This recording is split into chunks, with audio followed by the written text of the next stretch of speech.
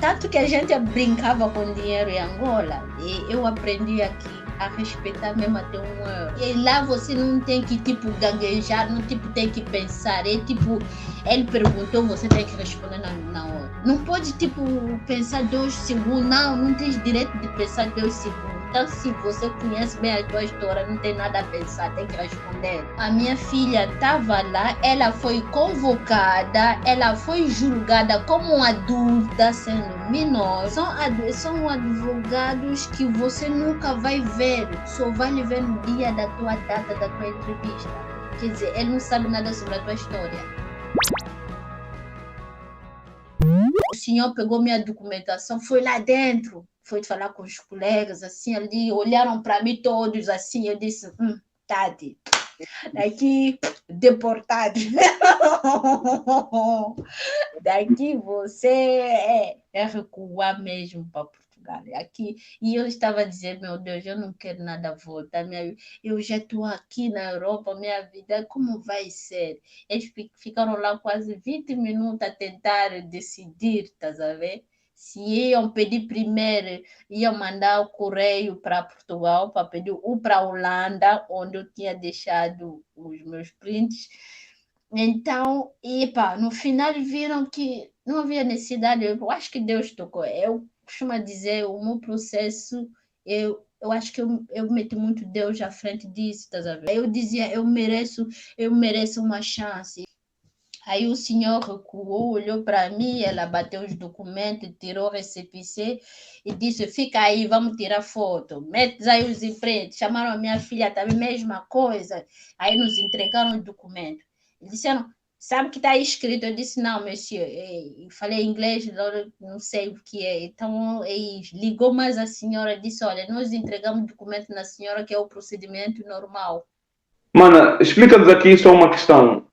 Quando estiveste no serviço de imigração, neste centro, qual foi os documentos que tu apresentaste? Disseste que tu tiveste que entregar os teus documentos, quais foram? Toda a minha documentação, entreguei a minha cédula, o assento de nascimento, carta, meu bilhete de identidade, o meu passaporte, e a mesma coisa também que todo o documento que eu tinha, e a mesma coisa também que eu apresentei para minha filha. E como eu sabia que eu não tinha nada a esconder, não tinha nada a perder, então eu tinha que entregar documento que era necessário para eles criar um dossiê para mim, tá a ver? Para eles criarem dossiê. Então, eles aí pegaram, levaram lá dentro por, como eu disse, 20 minutos. Quando ela veio com uns atestados, que é recepção, que eles aqui chamam. E são os atestados, tipo, são atestados temporários para circular, tipo, que te dá o direito de circular. Mas só que esses documentos, eles não receberam isso na hora, só fizeram cópias. Me devolveram todos os documentos. Mas, mana, é só uma questão. Aquilo ainda não era o título de residência. Não, não. Isso é para tu circular e ter um tempo de poder pedir depois, para tu pedir o asilo, quer dizer, criar o teu processo, escrever a tua história, para circular, estás a ver? Só que os te dão, os primeiros meses te dão 2 meses. E a primeira que nós recebemos, mesmo que. Não, eu que estava no procedimento normal, nos deram primeiro 3 meses. Eu e a minha filha nos deram três meses. Era o tempo suficiente para eu escrever a história e eles arranjaram um lugar fixo para eu ficar. Mana, então ainda não era o título de residência, Não, correto? não, é um recipicê, é um atestado que te dá o direito de poder circular no momento que começas o teu processo de pedido de asilo. Ok, tiveste 3 meses à espera da tal entrevista, não é? Onde serias então, irias apresentar o teu argumento, a tua história. É Sim, isso? sim. Mas depois de eu ter dado, eles terem me dado esse recipicê, a imigração me transferiu para a OFI. OFI é uma entidade que está ligada, que cuida dos casos do tipo, dá uma pequena ajuda ou encontrar um sítio fixo onde você não, tipo, não passa a dormir hoje, vai dormir lá, depois de amanhã vai lá de manhã no Terfronce das Ilhas, pega mais a carta, vai dormir no outro bairro, quer dizer, não tem lugar fixo, só que o FI, depois de você ser, desde já, quem está em Dublin, só tem um mês, prazo de um mês. No teu atestado está escrito um mês. 1 mês a 2 meses, acho. 1 mês a 2 meses. Quem está no acelerado? Aquela aí mesmo, quer dizer, em um mês, o teu processo, quer dizer, te deram um mês, quer dizer, dentro de 2 semanas você vai ser chamada e 2 dias depois decide se ou não. O acelerado. O dublê te dão em alguns 2 minutos, independentemente se o que você apresentou para eles não convenceu. Eles também aí, tipo, vão acelerar também. Estás no dublê, mas também vão te acelerar. Por quê? Porque é você deixar aquela dúvida no ouvido dela, sabe? Mana, mas, mana, se o Dublin, se no Dublin a pessoa tem que ter o processo no outro país, porque é que a França também, mesmo assim, também verifica o teu processo antes de te enviarem no outro país? Sim, ele vai te dar temporário. Esse documento ele te dá para tu não estar ilegal, tipo, não circular ilegalmente dentro da cidade, dentro da terra deles, estás a ver? É um documento temporário que pode ser retirado, se eles têm a resposta, pode ser retirado amanhã também. Então, aí, eu estava nesse procedimento, me encaminharam numa outra instituição que é o FI tratou de tudo lá e me disse que dentro de uma semana, eles iriam me ligar para me dizer, dar soluções, de, tipo, arranjar lugar para mim onde eu ia ficar com a criança. Ok, permita-me só então questão relativamente a isso. Yeah. Foi então quanto tempo depois que tiveste uma casa, mesmo casa? Uma semana? Não, 3 semanas. Eu fiquei um mês em Rouen. Eu fiquei um mês um mês de Rouen total, mais 3 semanas, porque a última semana do mês foi que eles me chamaram, disseram que tinham conseguido lugar para mim, para ir numa outra cidade, estás a ver? Onde Já era um ias também ser foyer, transferida. um E a foyer. nível de dinheiro, quanto tempo depois é que tu já estavas a receber dinheiro Só depois social? social, porque quando você está nesse procedimento também, eles te dão uma ajuda que está equivalente a 300 e tal, quando você tem filho, né? Se você tem mais filho, mais ainda recebe. Mas eu só tinha eu e a minha filha, então que nós recebíamos 310 euros. Foi logo desde o início? Quanto tempo é que levou?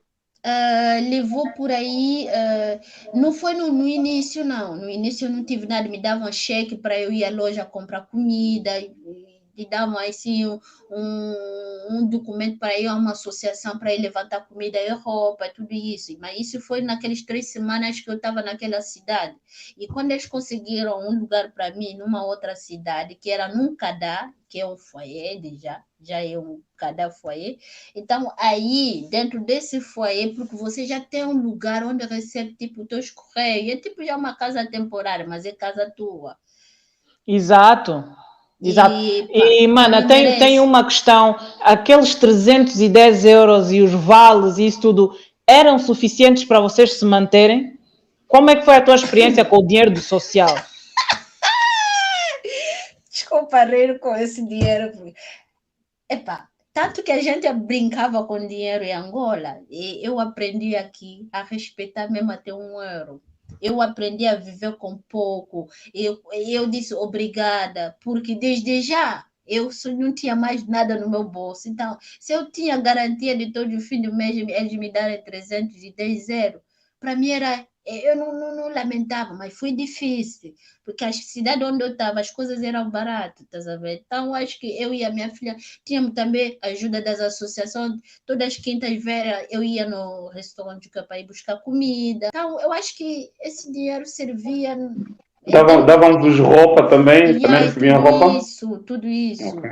E eu aceitava de bom grado, com aquele coração, muito obrigado pela essa ajuda. E tudo que eles faziam, eu agradecia, dizia obrigada, porque ninguém vai te dar 300 euros, você não trabalha, mesmo que pedindo azul em Angola, ninguém te faz isso, mesmo recebendo o estrangeiro que a gente recebe lá em Angola. Não temos isso. Então, epá, Quando chegamos naquela cidade, no dia seguinte, o meu assistente, nesse dia, vou ir te buscar na Lagar, porque eu fui no princípio, naquela cidade, eu cheguei no dia 2.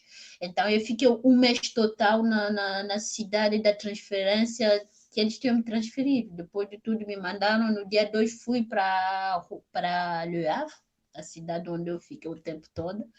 Então, nesse foyer onde cheguei, era estranho, é? Mana, me diz uma coisa, aquilo era que perto de Paris? Disseste que era mais a norte, né? Lá no norte do país, perto de Paris. Sim. Quanto tempo de distância? A Le Havre, Paris, são 3 horas de trem. E a cidade onde eu tinha saído era 1 hora de Paris. Ah, estavas perto, ok, eu ok, estava perto muito de bem. Paris, mas depois me mandaram a 3 horas de Paris. Então era uma cidade pequena, havia muitos imigrantes comuna. Lá? Uma comuna. É uma comuna francesa mesmo, é uma comuna francesa. E lá encontrei muito West africano. Não havia angolanos, não havia nada disso. Eu era segundo angolano que eles tinham recebido lá. Segundo, até conta. Os verdadeiros. Os verdadeiros angolanos, exato. Você chega, te deixam descansar o dia, 24 horas, no dia seguinte vai no escritório, onde você começa aí na tua assistente social, tens que apresentar a tua documentação, tudo, até a tua história. Se a tua história está pronta, se não estiver pronta, você vai escrever a tua história com ela. E ela, se você não fala a língua, se não falas a língua, eles vão chamar um tradutor, que você vai explicando. Lá o tradutor vai falar em francês e a tua assistente social vai escrever. Ok, tens ajuda, muito bem. Então foi aí, eu peguei, já tinha minha história preparada, tirei disso, olha, eu tenho minha história aqui na Pentravel. De onde você escreveu essa história? Disse eu não tinha que falar de Angola, tu sabe? Iam dizer que eu tinha preparado tudo. Então eu disse, não, no momento que eu estava em Rouen, em hotéis, porque em algum momento também passei em hotéis, e é aí onde eu escrevi a minha história. Então ela disse, ok, traz aqui, eu vou imprimir. Só que eu tinha que traduzir isso, que a cidade que traduz a história é Nantes. Nantes é o único sítio onde eles mandam todos os documentos para serem traduzidos, porque eles lá têm eu acho que um departamento fiável do Estado. Então, mana, faz a tradução. Permite-me só aqui clarificar. Disseste, ou seja, ali naquelas passagens antes de teres a casa definitiva, também tiveste passagens em hotéis, em quartos de hotel. Sim, sim. Ok, foste ficando ali e, portanto, esta questão da história, ou seja, a história é entregue por escrito. Sim. E alguém vai traduzir aquilo, pois é. E entregar junto com as provas. Tudo. Tens que entregar tudo que você tem como provas, porque eles quando... se tiver tudo em português, aquela cidade, aquele departamento é especializado para a tradução, é reconhecido no Estado. Se a tua história você traduzir no Mamadou, não vale. Tens que mandar só nesse departamento. São eles, porque vem com carimbo da França, da água, tá vendo? Não tem nada a ver com outros carimbos. E é um carimbo especializado que ele identifica, sim, essa história foi traduzida por nosso departamento, que traduz os documentos a nível da França. Então, aí foi, eu esperei quase 1 semana e meia, quase 9 a 10 dias, para eles nos mandaram de volta a história, porque você manda, espera 10 dias. E quando a história chegou, juntamos toda a documentação, a tradução, o que estava em português e o que eles traduziram em francês, juntaram tudo, metemos num envelope com meus documentos pessoais da minha filha e o meu cartão, o meu recépissé que eles tinham me dado. Colocamos no envelope, me deram que eu tinha que ir depositar isso no courrier recommandé. É um courrier que você tens que receber, tipo, a notificação de que esse documento já foi, tá vendo? Na La Poste. Sim, é carta com aviso de recepção. Especial. É isso. Mana Tati, enquanto vocês estavam neste processo de espera, ansiosos, um pouco preocupados. Diga-nos aqui uma situação. Vocês chegaram a levar documentos como, por exemplo, documentos da filha, né? Da escola, tiveram que traduzir ou levaram mesmo assim conforme estavam. Ela já estava a frequentar a escola. Como é que estava essa fase? Ela ia à escola, como é que ela estava a viver esse momento? Quando a gente saiu da Angola, eu pedi a guia de transferência, mas sem destinação. Uma guia de transferência para a Europa, mas sem destinação.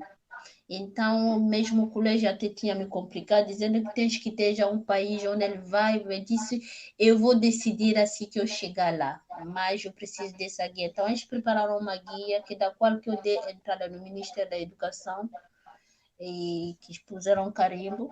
E depois de eu ter tirado desse dossiê lá no Ministério, levei ao cartório nosso para poder reconhecer também, puseram carimbo em toda a documentação de toda a guia dela.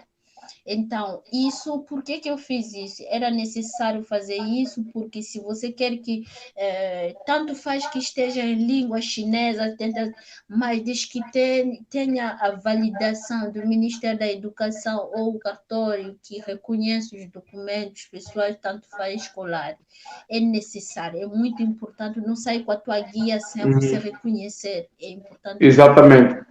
Foram documentos tanto dela como os teus também, não é? Sim, como o meu certificado de trabalho, eu também fiz entrada, tem no cartório, era necessário. E eu não sabia se era o lugar certo que eu fui dar os documentos, mas eu tinha que ter um carimbo do lugar que prova que é o meu estado que carimbou, que reconheceu, estás a ver? Mesmo com minhas provas, tudo, de entrada no Ministério da Saúde, do Ministério, sei lá, das quantas, todos eles tinham carimbo. Como é que foi a questão da miúda? Teve que, antes de começar a estudar, teve que primeiramente aprender a língua. É obrigatório aprender a língua antes de ir para a escola, porque se a pessoa chega ali e não conhece, não sabe falar a língua, como é que funciona? Tem que fazer um curso antes de entrar para a escola ou entra e vai fazer o curso ao mesmo tempo que estuda com os outros alunos que já lá estão? Ok, desde já, do mesmo momento que a gente chegou no foyer, e entregamos até, pediram se a minha filha queria voltar, porque aos 16 anos, aqui na França, a criança e já está naquela idade onde se pode continuar a ir à escola ou não, não é obrigatório, 16 anos.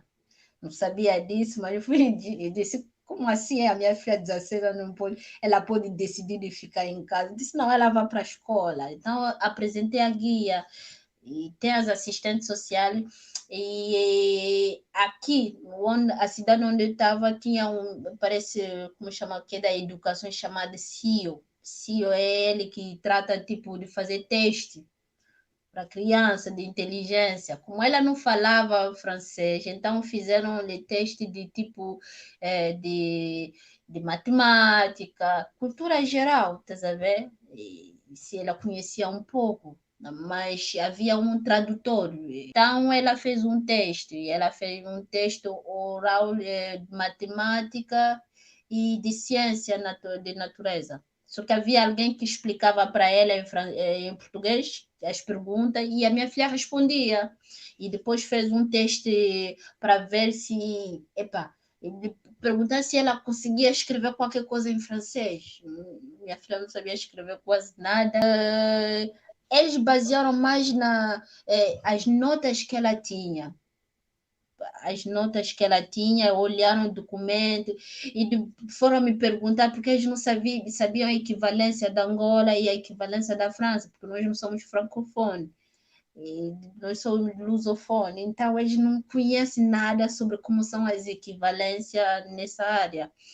Então, é aquela coisa que eles têm pessoas que estão ligadas dentro disso e que conhecem bem, que conhecem as equivalências, tudo isso. E eu expliquei à minha filha que ao nível da Angola, ela tinha um ensino médio concluído, que era para ir para a universidade. A tradutora disse, não, a equivalência desse é o liceu. Então, eles recuaram a minha filha 2 classes. Por quê? Porque ela não falava a língua, havia necessidade dela estudar, mas seguir também uma formação. E essa formação era pago pelo estado da cidade onde eu estava. E ela ficou numa formação durante os primeiros meses, são 3 meses que ela ficou.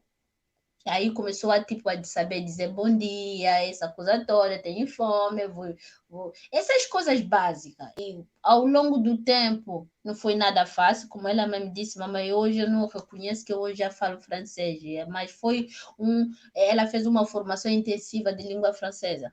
E aí o liceu ofereceu toda a ajuda para que a minha filha integrasse e que aprendesse a língua francesa. Ela tinha 4 professoras de língua francesa e tudo isso era pago pelo liceu. Eu acredito que para ela também, porque lá está, aos 16 anos, já que todas aquelas situações, o dormir na rua, o pular de sítio em sítio, até depois ter um sítio para ficar, deixou amigos em Angola, familiares e tudo novo.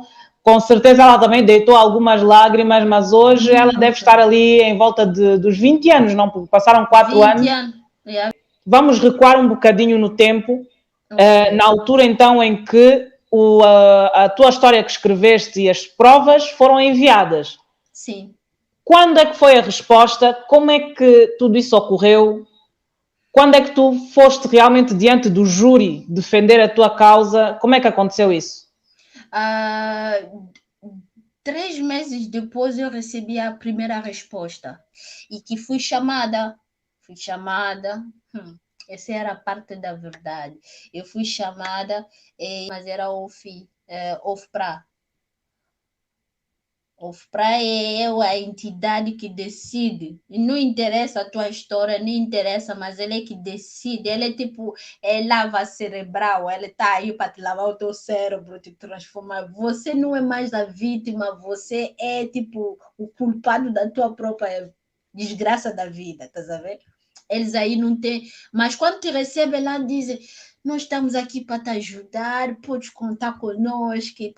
Mas quando começaram a te cascar, aí... Pois, a questão é que eles vão a fundo, não é? Porque realmente a pessoa vai, milhares de pessoas pedem asilo por ano e eles não podem andar por aí a distribuir asilos, não é? Então têm que ver a fundo e são pessoas ligadas à psicologia e sabem como é que têm que fazer ali para arrancar a verdade da pessoa, não é? E eles acabam conseguindo, mas menos a mim que eles não conseguiram, porque eu tentei, mas de toda a forma, só que o que a me atrapalhou é a pessoa que estava a traduzir, a minha tradutora. Eu só não bati naquela gaja porque realmente Deus não queria, disse, não faça essa besteira, aguenta, sai daqui, vai embora, tá sabendo?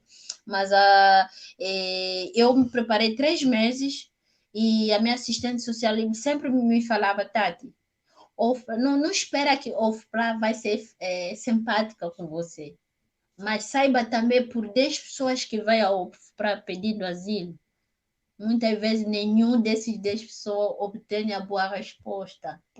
Todos vocês podem receber resposta negativa. Se são 40, talvez 2 ou 3 pessoas que eles vão dar. O restante... Isso é para acabar com o mito de alguns vídeos que andam por aí, algumas pessoas que andam por aí a vender o sonho do asilo na França nas pessoas. Portanto, todo o preparo é necessário. Todo o preparo. Não venham brincar. É coisa séria, né, mana? Mesmo psicologicamente, tens que estar preparada, porque, sei lá, tipo, eu acho que o que a gente passou, o que a gente passa em Angola, eu costumo dizer, é uma escola. Angola é uma escola que te educa, que te forma, mas muita gente não sabe aproveitar dessa formação de todo lado, de 2 lados da moeda que nós temos lá, tá a ver? Quando chega aqui, acaba se atrapalhando, se acaba esquecendo o que lhes fez vir aqui. É tipo de, eu não quero saber, se não der certo também. Não, e eu sabia o que eu estava a querer, mas o meu processo foi o mais difícil, mas foi psicologicamente. Eles conseguiram tocar o lugar onde onde eu tinha que ficar fraca, estás a ver? Então, mana, ou seja, chegou o dia da tua audiência e tiveste que ficar diante daquelas pessoas e dizer Sim. o que te aconteceu, além daquilo que escreveste, Sim. tinhas que falar, e foi ali que eles começaram com perguntas e perguntas, foi isso? E eram pergunta-resposta, mas são perguntas, não te deixa nem terminar a frase, já está noutra pergunta. Você está aí e lá você não tem que, tipo, gaguejar, não tipo, tem que pensar. É tipo, ele perguntou, você tem que responder na hora. Não pode, tipo, pensar 2 segundos. Não tens direito de pensar 2 segundos. Então, se você conhece bem a tua história, não tem nada a pensar, tem que responder. Tá sabendo?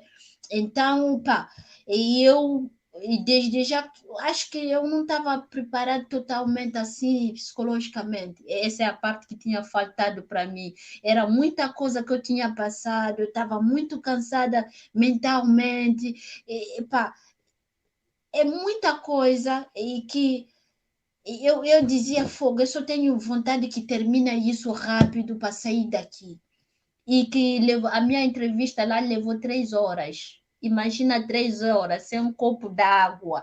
Você está a pedir água, eles não estão nem aí, não te dão água. Você está com a garganta seca. Já tipo, começa a sentir tipo aquela nossa coisa que fica aí lá. A colar. A colar. Mas eles não vão parar. Eu estava a chorar, eu disse, meu Deus. Psicologicamente, eles conseguiram penetrar-me psicologicamente. Eu nunca tinha sentido isso, mas eu quando saí daquela sala 3 horas depois da entrevista, quando abri a porta, apanhei aquele ar, eu lancei.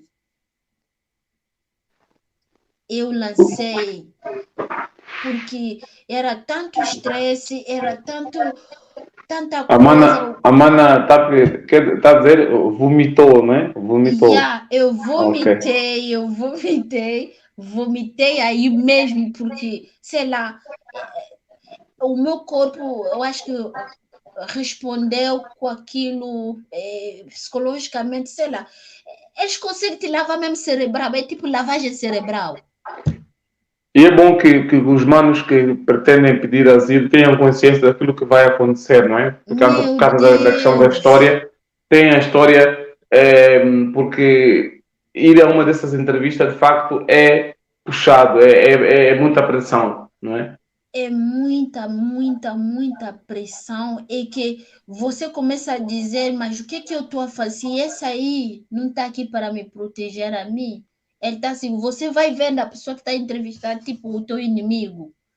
Porque mas, mana, e a tradutora, o que é que aconteceu? Não estava a traduzir bem? O que é que se passou com a tradutora que querias lhes enganar? O que é que se passou? A tradutora, porque eu sentia, mesmo que não falava bem francês, porque os 3 meses eu conseguia, tipo, conseguia entender qualquer coisa. Só que eu sentia o que ela falava, tipo, qualquer coisa me dizia, não estava coincidindo o que eu queria que ela dissesse, estás a ver?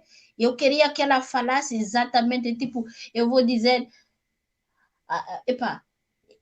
há 2 dias atrás fui apanhado. Ela dizia, repetia a mesma forma que eu disse, não, você tem que responder à lógica, o que você entender, explicar para ele, não é repetir as minhas palavras.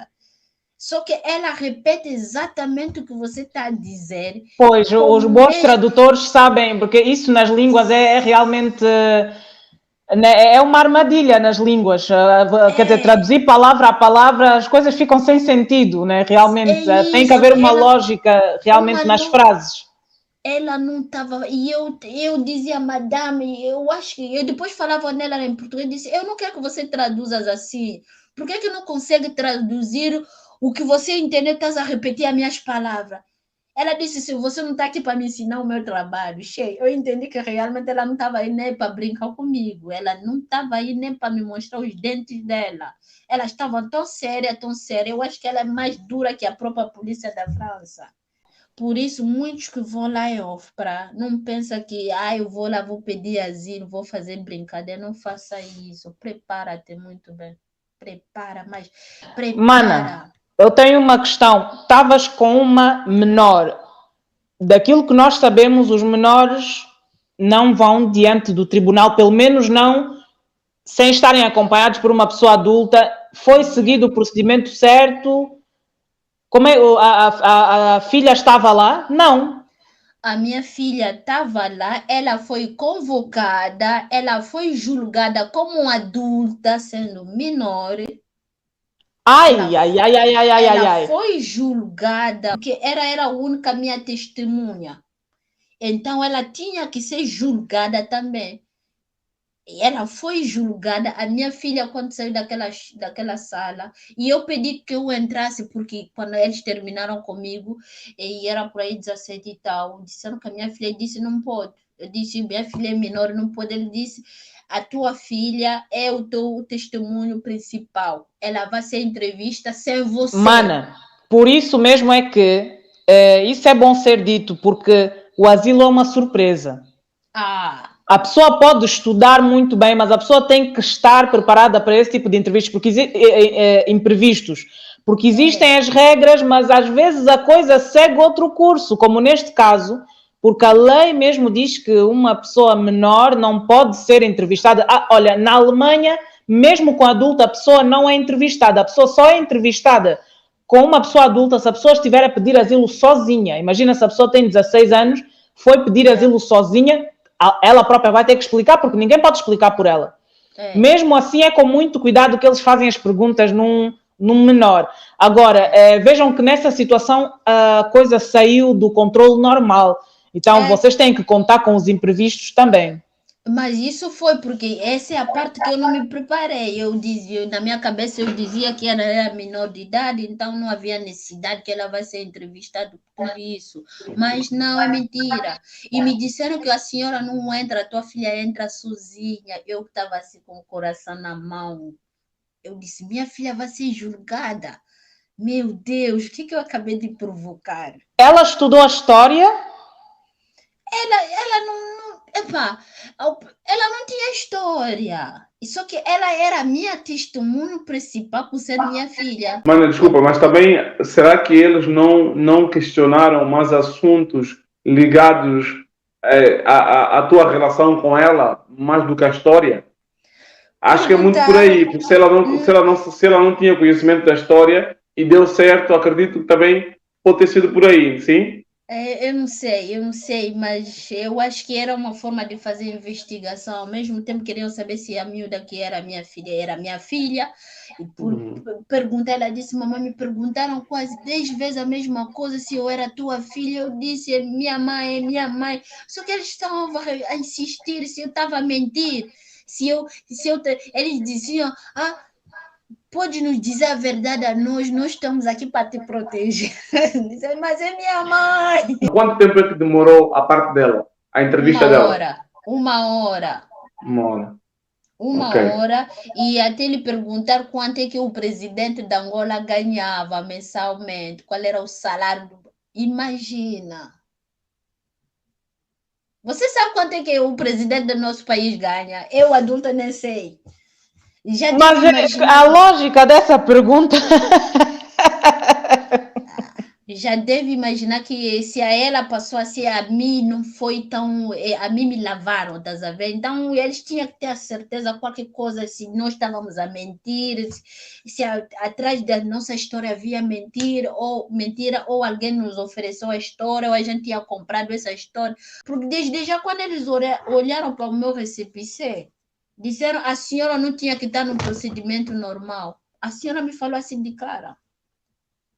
Eu não tinha que estar no procedimento normal, não é a França que tinha que decidir por mim. Eu disse, isso você vai ter que resolver mesmo com o teu Estado, que me deu esse procedimento. Porque eu já estava mesmo assim, também com a raiva, e eu respondi assim, eu disse, olha, minha senhora, isso vai ter que... Falei mesmo isso em português, eu disse, agora pode traduzir da mesma forma que você está a traduzir. Ela explicou em francês, a senhora disse que isso vocês precisam ver com o vosso Estado, que deu-lhe a procedimento normal. Resultado, o que é que aconteceu depois dessa audiência? Uma semana depois eu recebi a resposta. Muitas vezes leva um mês antes de te responder, mas a minha veio uma semana negativo. Foi negada.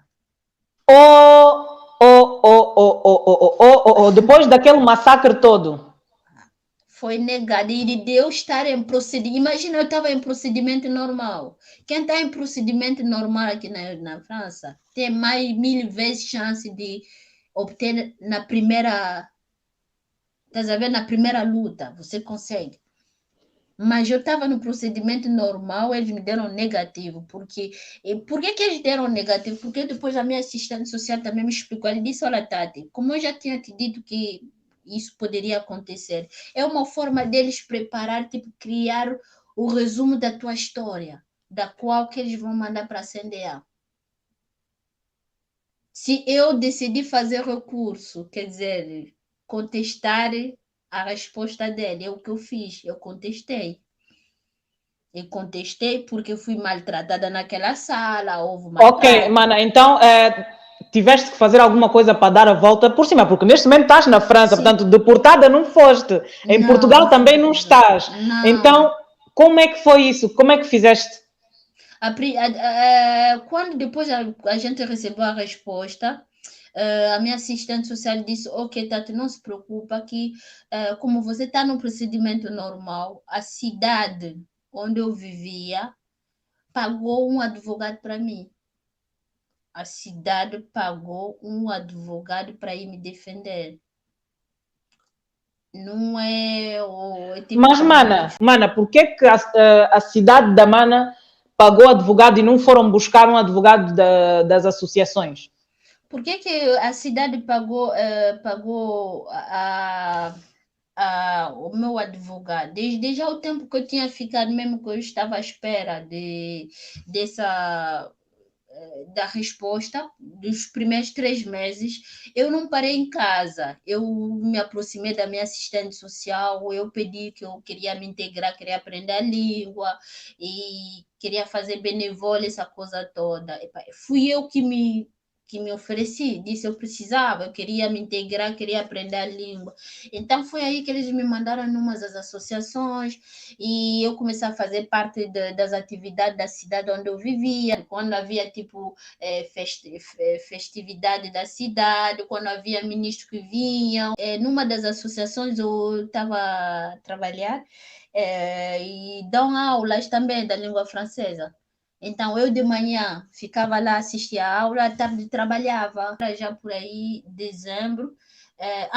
Novembro, no final de novembro, a minha assistente social pedimos recurso, porque eu recebi a resposta em outubro. A primeira fase, eu recebi em outubro de 2017. Essa era a minha única chance. E quando fizemos contestamento, a minha assistente social reescreveu a minha história com base da resposta que ela tinha recebido do UFPA. Então, Mano, desculpa, ou seja, o teu envolvimento com a associação e a tua vontade de se enturmar, se adaptar, criou também oportunidades. Existe a necessidade da pessoa mostrar interesse, mostrar vontade de conhecer a língua, de conhecer o país, estar disponível e disposta para ajudar. Tá? Tudo isso acabou por fazer com que tivesse então essa situação, não é? De ter o advogado e de reescreverem a história. Sim, reescrever a minha história. A minha assistente social contestou, reescreveu a história e ela já sabia o que ela tinha que contestar, porque ela é que lia em francês, porque eu já tinha explicado em poucas palavras que eu falava, eu já expliquei para ela o que tinha acontecido lá, e ela perguntou se eles tinham pedido as minhas provas, e eu disse eles não tinham pedido nada, nem a minha documentação, simplesmente estavam chateados, e só me maltratando naquela sala, mas eles estavam a fazer o trabalho delas, entende? Hoje eu digo, elas estão lá mesmo para fazer o trabalho. Eles não estão lá para mostrar dentes. Eles não estão lá para ser sensível com a tua história, porque se eles ficarem sensíveis com todo mundo, eu acho que já não só vai sobrar um menino de rua aqui na França. Então, eles escolhem, quer dizer, eles têm que peneirar se vale a pena. Tipo, você não pode pedir asilo, tipo, por fome, ou porque te negaram, te deixaram no marido. Não, tudo tem que estar ligado com a situação política, como chamam isso? risco de morte, porque asilo, basicamente, a pessoa tem que estar em risco de morte no seu país de origem. Ou seja, tem que ficar provado que se você voltar no teu país, corres risco de vida. É isso. Por A mais B. Por A mais B. Mana, e como é que foi essa segunda sessão já com o advogado? Qual foi o feedback que vocês tiveram, o resultado? O resultado, como que foi? Eu, primeiro, quando recebi a resposta e tudo isso, a minha assistente voltou a chamar, mandou em princípio de dezembro, solicitando o recurso para a CNDA, que é o Tribunal Público. Eu mandei o recurso, quer dizer, o meu contestamento em dezembro, só fui chamada em junho. Então, foi o tempo suficiente. Quando manda isso, é o tempo suficiente que te deixam para você se integrar. Se você não se integrou, se você esse tempo todo andar a fazer brincadeira, procurar aprender a língua. Eu, como já tinha visto que o meu tradutor não era bom, não fez, ela aí que fez que realmente tudo fosse errado no meu dossiê.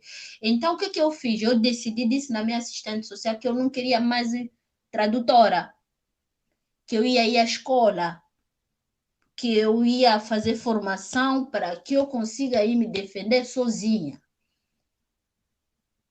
Ela disse, Tati, você vai conseguir. Eu disse, eu prefiro cometer agora o meu erro para mim mesma, vou estar consciente que fui eu que... Exato. Fui mesmo, do que ficar na mão de outra pessoa.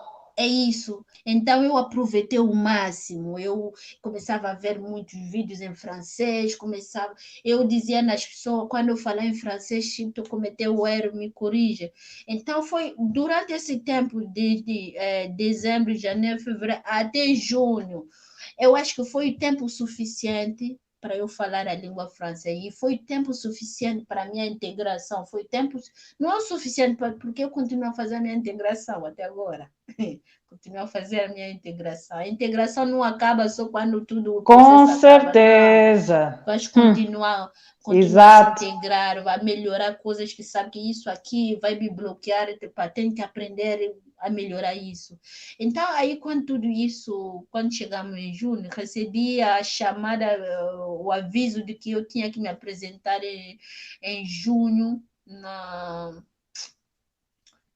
em Paris, na CNDA. Só que eu já não tinha medo, porque esse tempo todo eu passei para psicólogos. Porque era tanta coisa, muita coisa. Ok, te ofereceram ajuda psicológica, não é? Conforme ficaste abalada com aquela situação. Pois. Muito com outras situações da minha vida pessoal, estás a ver? Então é tipo, aquilo aí, tipo, trouxe tudo à tona. Trouxe-me muita coisa à tona, e o meu passado, o sofrimento de levar tua filha sozinha, tudo isso. E eu, às vezes, quando chorava. Às vezes, quando eu saía do meu quarto, ia chorar no escritório da minha assistente social. Só que ela não sabia como, tipo, gerir essa situação. Então, ela foi aí, realmente, ela decidiu chamar um psicólogo para que tivesse tempo para mim, saber por que eu estava triste, o que estava acontecendo, o que me fazia mal. Então, os 6 meses valeu ser seguida para um psicólogo, ir à escola, minha integração, mas tudo ao mesmo tempo. Eu não tive tempo de descansar mentalmente, não tive. Permite-me a questão. Qual a diferença principal entre o advogado em particular, que a pessoa vai buscar mesmo procurar, e o advogado da associação? O advogado particular, porque ele vai estar acompanhado no processo desde o princípio até a data da tua entrevista, do que você vai passar no tribunal.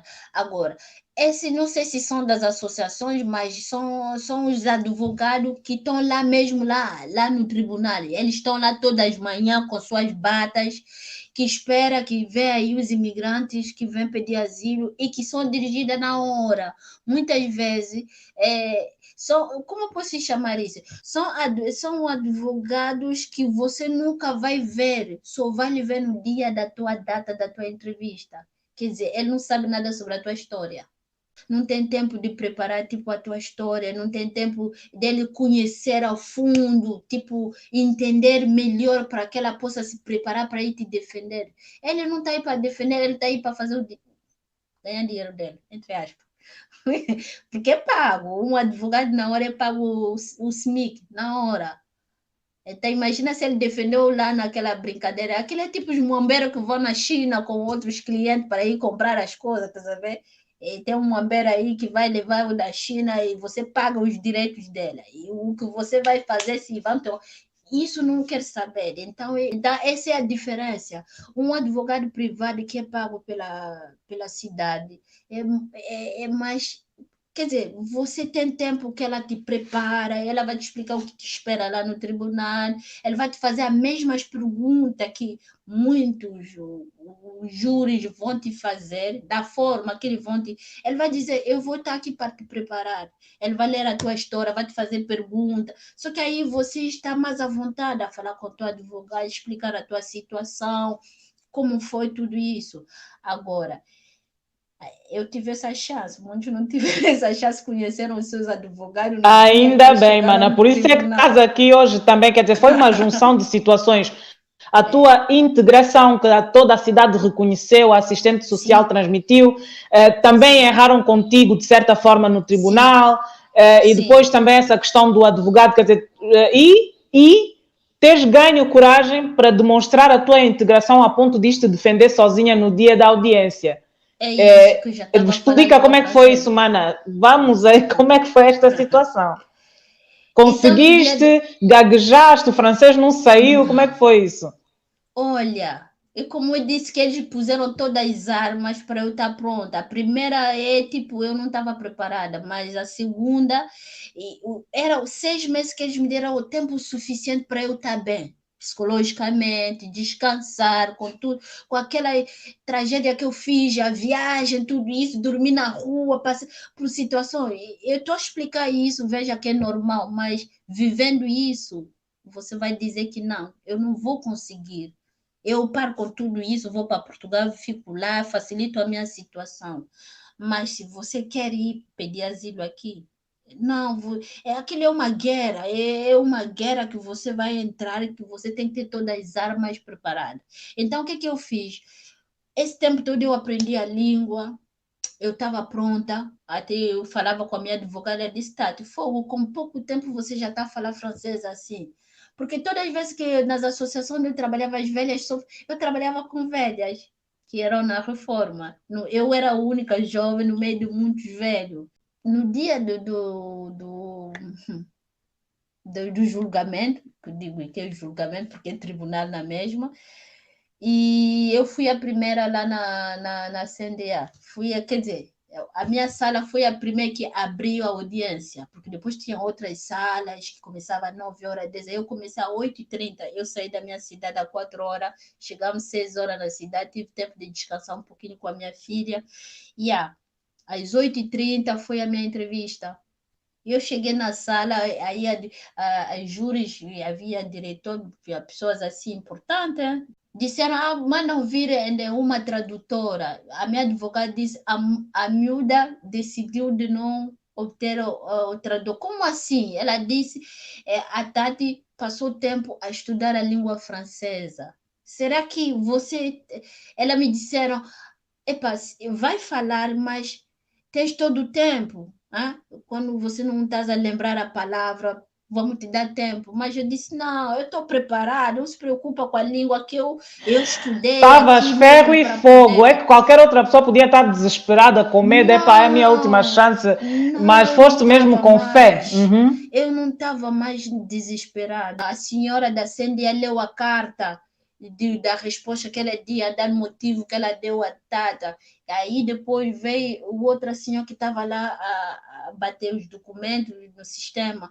E depois a minha advogada abriu a audiência, explicou: estamos aqui para julgar a Madame Tati, e que ela já passou para a CNDA. A CNDA cometeu muitos erros no processo dela, da qual que ela chegou a contestar, por essa razão que ela está aqui pessoalmente, para ela estar preparada hoje para explicar a história dele no geral, de tudo que o que for, e ela está preparada para responder a vossas perguntas.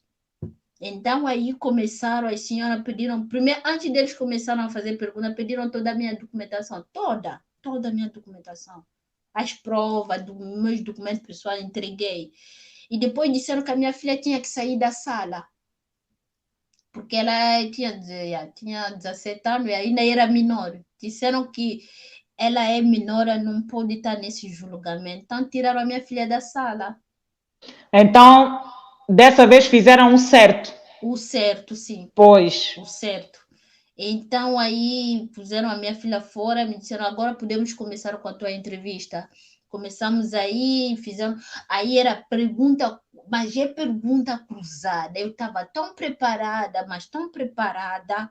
Eu me sentia, tipo, estava a levitar, tá vendo? Estava vendo o espírito a me descer e eu, tipo, já estava a falar, tipo, línguas dos deuses, tá vendo? Sei lá, mas é uma força que veio dentro de mim, eu nunca senti aquela força, mas é verdade, nunca senti aquela tanta força que eu tive de me defender.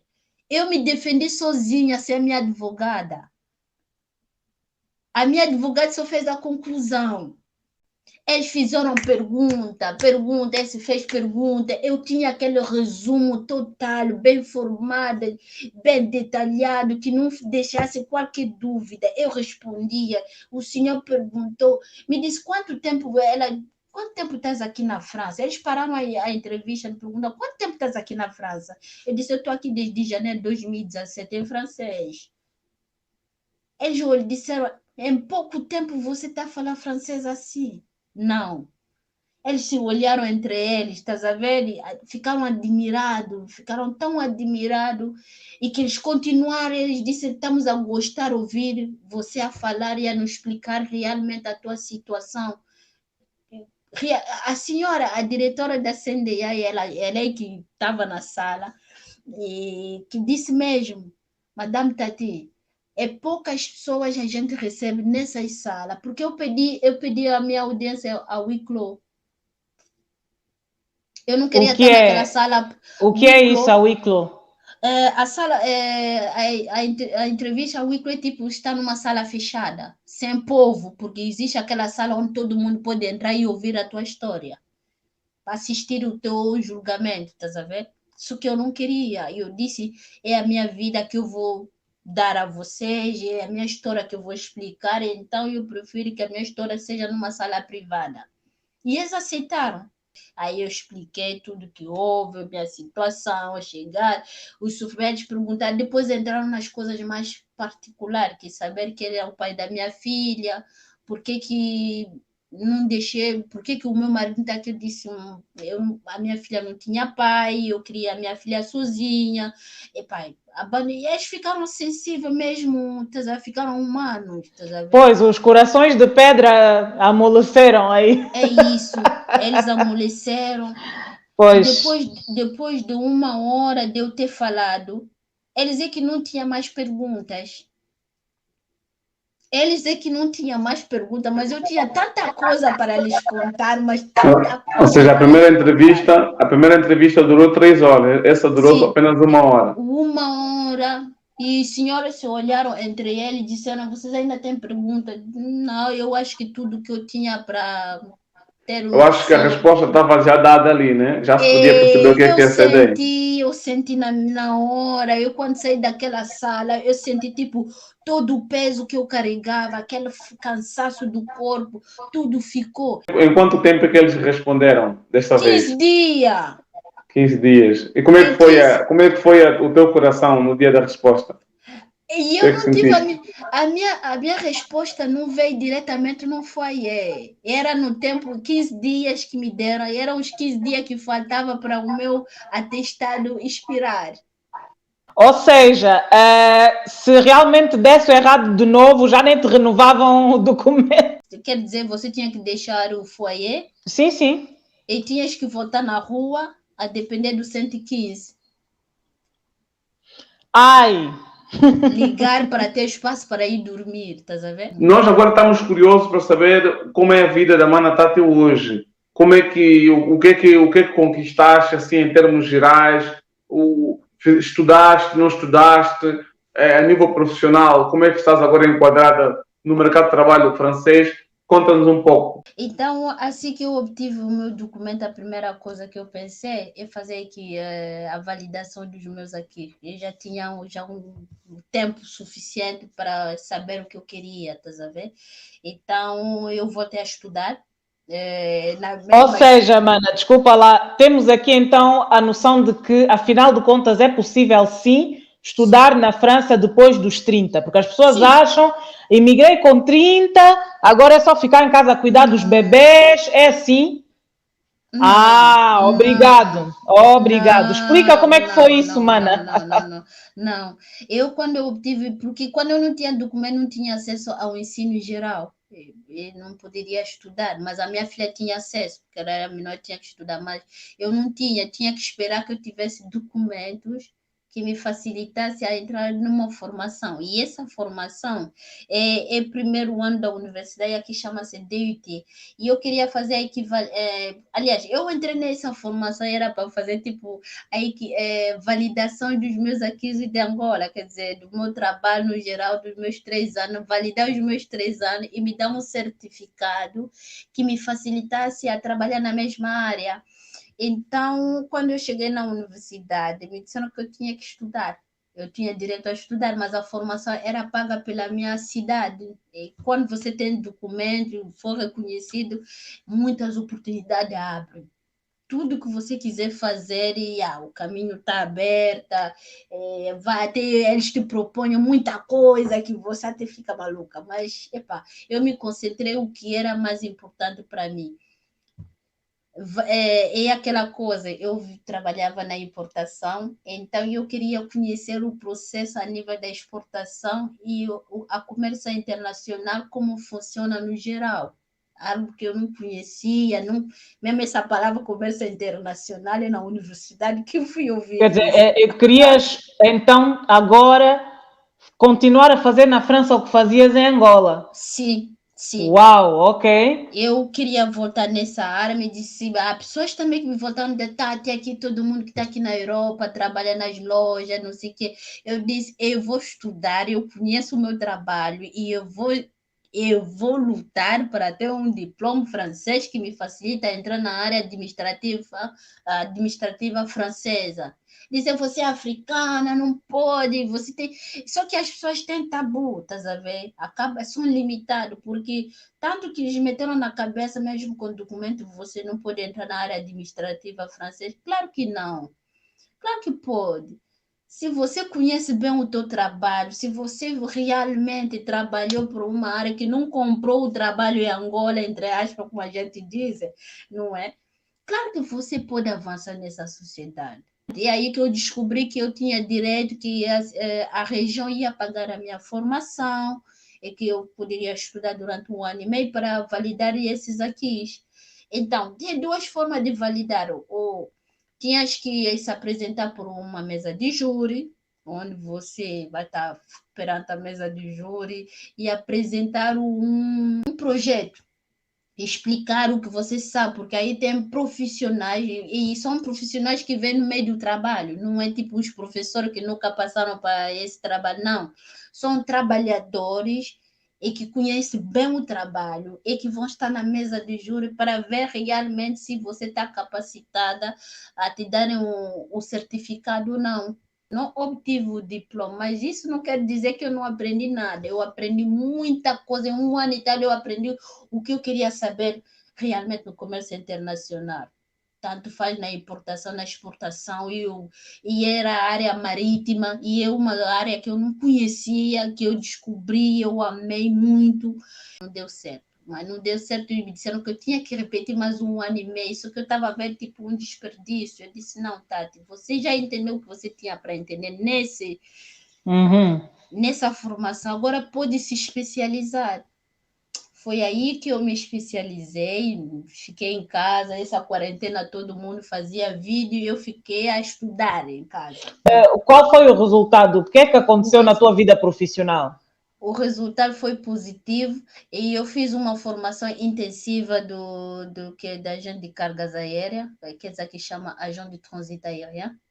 Então, que é a área que eu estava em Angola, eu obtive o meu diploma. Obtive o meu diploma, obtive o certificado, porque não basta só ter o diploma, tens que ter o certificado que te dá o direito de exercer esse trabalho. Hoje, Josué e Júlia, eu posso confirmar, a minha luta valeu, meu aprendizagem valeu, a minha integração valeu. Graças a Deus, eu hoje estou a trabalhar num dos melhores grupos europeus, que eu já vos disse o nome, prefiro não citar aqui. Sim, muito bem. Mana, e neste momento, qual seria o conselho ao pessoal que está a pensar, tendo em conta a situação que está a viver, está a pensar em sair do seu país para pedir asilo? O que é que tens, tendo em conta a experiência, a tua experiência, o que é que tens a dizer a essas pessoas?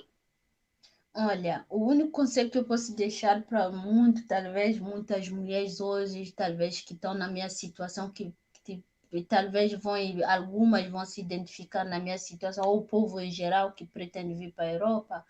Primeiro, tens que ter um projeto. Elabora um projeto, mas é um projeto que sabe que esse projeto vai servir para isto, e vai me abrir o caminho atrás disso. Por que eu digo isso? Porque muitas vezes as pessoas que estão a vir para a Europa, eles não sabem por que vieram aqui. E acaba chegando aqui, não sabe o que fazer, e por não saber, porque eles não há elaboração de um projeto pessoal. Então, é importante saber que você, ao vir pedir asilo aqui na Europa, tens que estar preparado, dizendo que lá você não vai ter família, não vai ter tua irmã, não vai ter nada, mas vai ter que estar preparado psicologicamente, vai ter que estar preparado emocionalmente, você tem que estar a aguentar todo tipo de sarna que você vai encontrar. Não pensa que eu chegar lá porque eu tenho filha, vão facilitar a mim, eu tive chance, mas também pode ser que você poderá ter chance e outra pessoa não ter chance. Então, é importante ter uma elaboração do projeto e se perguntar por que eu quero emigrar. E evitar essa coisa de ouvir dizer, de tipo, evitam isso. Concentra no que você quer fazer, o resto mete na mão de Deus, que Deus vai ajudar. Procura ter uma economia, não faça o que eu fiz. Eu fiz porque eu tive minha sorte, Deus talvez colocou mais pessoas aí no meu caminho para ajudar, tá sabendo? Mas não quer dizer que se eu um dia voltar a fazer isso, eu não vou fazer do jeito que eu fiz, tá sabendo? Eu tinha que me preparar, ter uma economia exata, sabendo que não vou depender de ninguém e que vir saber que quando chegares aqui na Europa, primeira coisa, não diga, eu vou chegar lá, vou falar inglês. Não faça isso. Você vai chegar aqui, primeiro se integra, procura aprender a língua, evita estar nessa comunidade dos grupos de onde só as pessoas lamentam a vida, evita essas pessoas negativas. E quando você está vindo pedir teu asilo, prepara toda a tua documentação desde Angola, mas prepara todas as provas. Aqui não basta só você falar, você está a falar, tem que mostrar. Você está a falar, tem que dar prova. Você está a falar, tens que mostrar tudo, não basta. Não sai da Angola se estás a pensar em pedir asilo, servir com as tuas provas. E procura reconhecer tuas provas pelo Ministério, pelos sítios exatos, equivalentes à tua história, sei lá o que você vai explicar. Se tens prova, procura reconhecer essas provas nos lugares certos, no cartório, no Ministério, sei lá, da saúde, sei lá onde. Muito bem, família. Chegamos aqui ao fim de mais um vídeo, mais uma entrevista, desta feita com a nossa Mana Tati. Muito obrigado, Mana Tati, pela tua presença, por estar aqui conosco. Muito obrigado. Mas eu acredito que tudo que foi falado já foi mais do que suficiente para abrir a mente, para esclarecer muitos manos, muitas manas. Então, fica aqui a informação, fica aqui todo o conteúdo. Esperamos que isso tenha te ajudado, aonde quer que estejas, e que de fato faça diferença na tua vida. Só que está aqui a chegar pela primeira vez, que curta aí o vídeo, ok? Põe o like no vídeo, subscreva para que não venha perder este conteúdo e muitos mais que vêm por aí fora. É isso mesmo, família. Esta é a parte 2 e final desta entrevista. Deixem as vossas questões aqui nos comentários e esperamos então ter-vos ajudado. Mana Tati, mais uma vez, muito obrigada e pessoal, até a próxima. Tchau. Obrigado, tchau. Eu é que agradeço pelo